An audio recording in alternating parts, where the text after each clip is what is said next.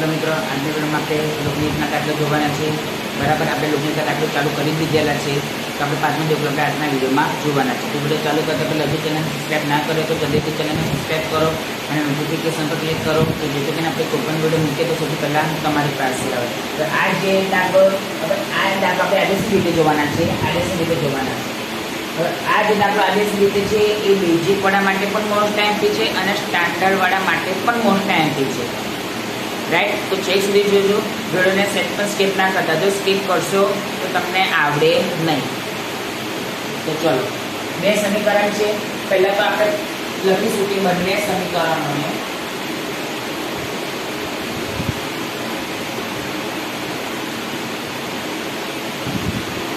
दस वडे गुणता 4x + 3y = 17।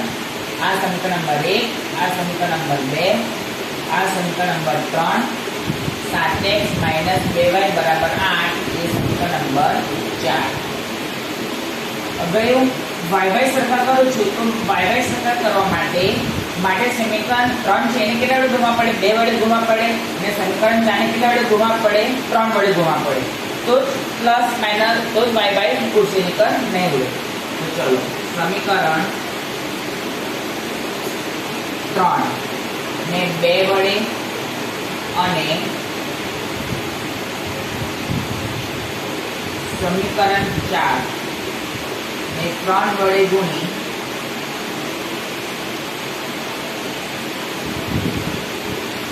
समीकरण 3 अने 4 नो सरवाळो करता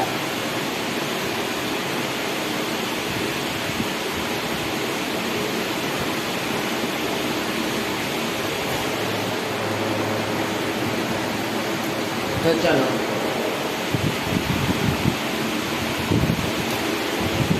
समीकरण के वडे गुणवाना छे 2 वडे, तो 2 चौक 8 x प्लस 2 तारीख 6y 17 2 34 અને સમીકરણ 4 ને કેટલા વડે ગુણવાના છે 3 વડે, તો 3 * 21 માઈનસ 3 * 6y 3 * 24। बस सरवाळो करवानो छे એટલે ચિહ્ન બદલવાના નહીં।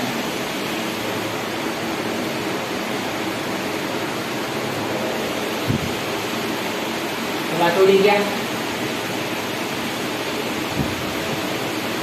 21 + 8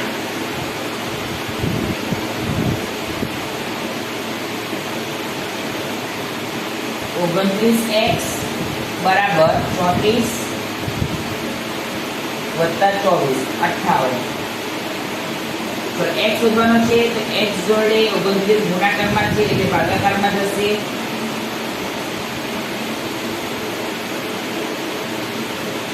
29 × 2 = 58 તો માટે x = 2। તો x = 2 આપણે શેમાં મૂકીશું? આપણે જે ચાલો આ તો આપણે લોપરી રીતે દાખલો કર્યો છે। ચાલો વાંધો નહીં।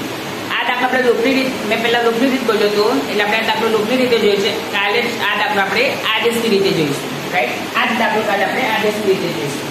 તો ચલો લોપરી રીતમાં તો તમને ખબર જ છે કે જે પણ વેલ્યુ આવે એ તમે કોઈ પણ સમીકરણમાં મૂકી શકો, પણ અહીં 3 અને 4 છે તો તમે 3 માં પણ મૂકી શકો કાં તો 4 માં પણ મૂકી શકો। x = 2 એ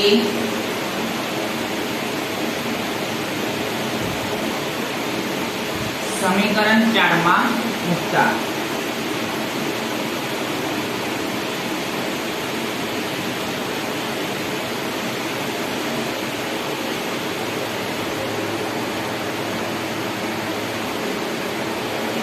सात 14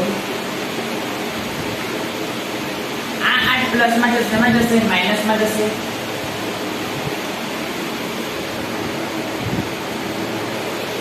तो माटे 14 - 8 = 2y।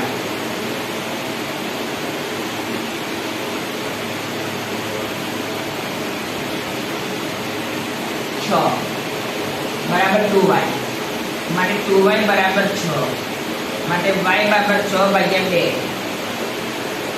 માટે y બરાબર 3 તો લખીશું કે આમ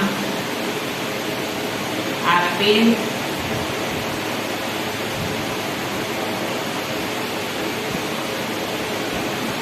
આપેલ સમીકરણ યુગ્મનો ઉકેલ x બરાબર 2 અને y બરાબર 3 છે. મિત્રો આજના વિડીયોમાં આટલું જ. કાલે ફરી એક નવા વિડીયો સાથે મળીશું.